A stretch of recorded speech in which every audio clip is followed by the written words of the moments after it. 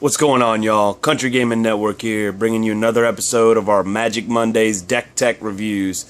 Today, we're going to be reviewing a deck I put together. It's one of the strongest decks that's ever been made. Slivers deck, just so you know, but this is my interpretation of it. So let's go ahead and run through this. We'll start with our instants and sorceries first.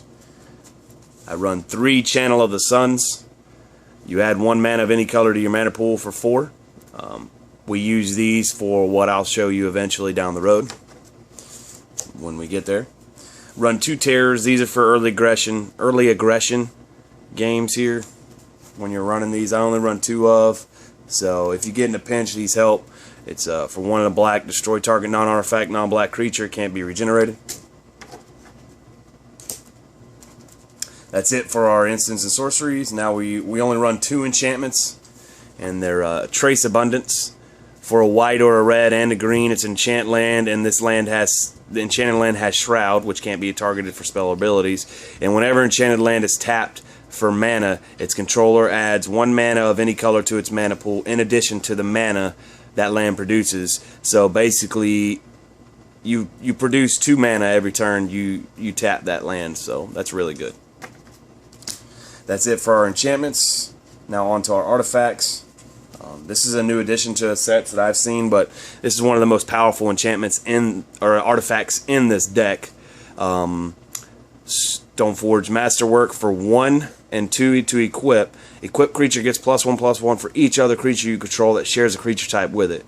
Well, you're busting out nothing but slivers, so this is the most powerful artifact that you can put in a deck, a slivers deck at least, or any deck that has its 1 creature type and that's it. So we obviously run 4 of those. I run 1 Chromatic Lantern. If you get in a pinch, you can make all your mana. Basically, they tap for any color you want, so you could add more of them. I found that adding more slows down the deck. So I run 1 of the Vault of Endless Rest. Put target card from your graveyard on the bottom of your library, and this basically is just another add 1 mana of any color to your mana pool. This is really good in the deck as well. I run 2 of Door of Destinies. For 4, as Door of Destinies enter the battlefield, choose a creature type. Whenever you cast a creature type, put a charge counter on this card, and creatures get +1/+1 for each charge. Creatures of the chosen choice get 1/1 for each charge counter on here. So that definitely goes really quick when you're doing that. Let me move this out of the way. Alright guys, now we're on to the meat of the deck. I run 1 Heart Sliver for 1 in a red. Basically all slivers get haste, so that's good. I run 2 Mana Weft Slivers. Basically sliver creatures they tap for add 1 of any color to your mana pool. It's really good. 1 Leeching Sliver. Whenever a sliver you control attacks, defending player loses 1 life. So that's good. 2 Predatorial Slivers. Sliver creatures get +1/+1. Sliver creatures that you control. So that's not bad.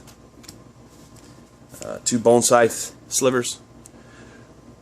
Sliver creatures you control have Dope Strike. This is a really good sliver to have in the deck. Venom Sliver. Sliver creatures you control have Death Touch. So run 2 of. 1 Crypt Sliver. All slivers have tap to regenerate target sliver.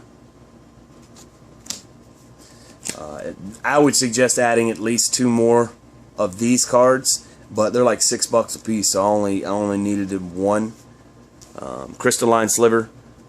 Slivers can't be the target of spell or ability, so it basically gives them Shroud.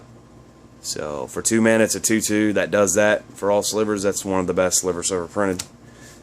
Basic slivers. This is another really good sliver. So I run 2 of these.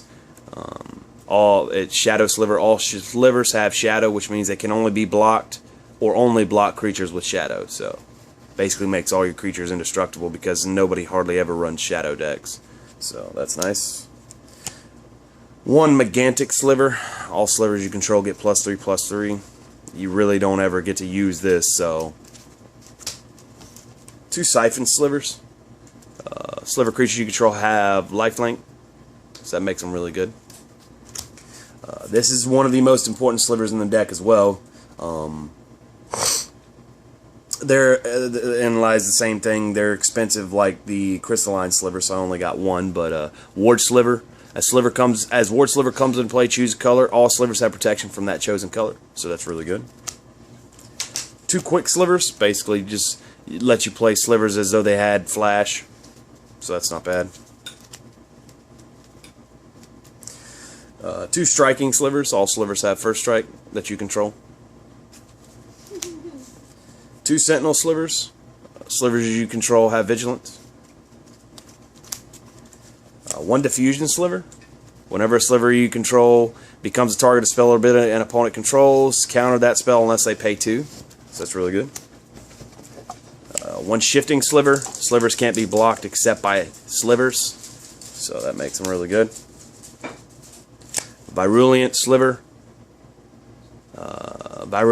Sorry. All slivers have basically infect, is what that is. So there is a cheaper or a more expensive card like this, but I didn't get it because there was no sense in it. But because I think that one gives you all your slivers gain flying, but this one is winged sliver. All slivers gain flying.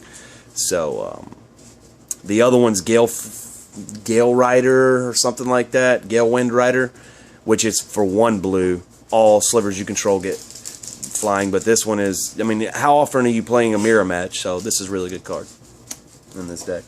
Now we get on to the meat, the big boys. I will say I don't have Sliver Legion or Sliver Queen because those are themselves $38 cards a piece, but I do have one of Sliver Overlord, and this is why you have Channel of the Suns, because for 4 mana you can play these instantly.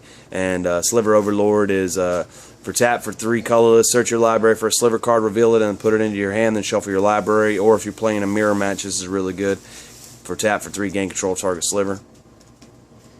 I need to look and see if there's cards. There is cards out there. I know that I can make a creature chosen type that I want it, and then I can just gank it. So that's really good. And then the last creature we have is Sliver Hive Lord. All slivers are indestructible, so that's really good. And then now we're on to our land base. I basically run 2 Blossoming Sands. We only use these for the life gain, really. I mean, we're going to use them for the mana too, but 2 Blossoming Sands, 2 Swift Water Cliffs, 2 Sojourn's Refuge, 2 Wind Scar Crags, 2 Jungle Hollows, 4 Thornwood Falls. So I mean, therein you could gain like 12 to 14 life just by putting those out whenever you can. Now this is the important cards. We run 4 Transguild Promenades.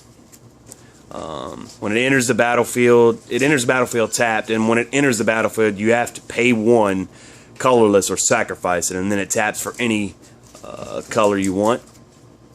And then we run 3, 4. We run 4 Ruptured Spires, which are the exact same thing as the Transguild Promenade. So we just got, that's 8 land there. And last but not least, we run a 2 of Sliver Hives. Tap and add 1 colorless to your mana pool, and then you tap and add any 1 color to your mana pool. Spend this only to cast sliver spells, and then for 5 and tap it, you can put a 1/1 colorless sliver creature token onto the battlefield. Active this only if you control a sliver. Alright guys, that's it for the sliver deck. Hope y'all like it. Let me know in the comments below what you think. What would you add to it or take away from it? But alright guys, this is Country Gaming Network signing off. See y'all later.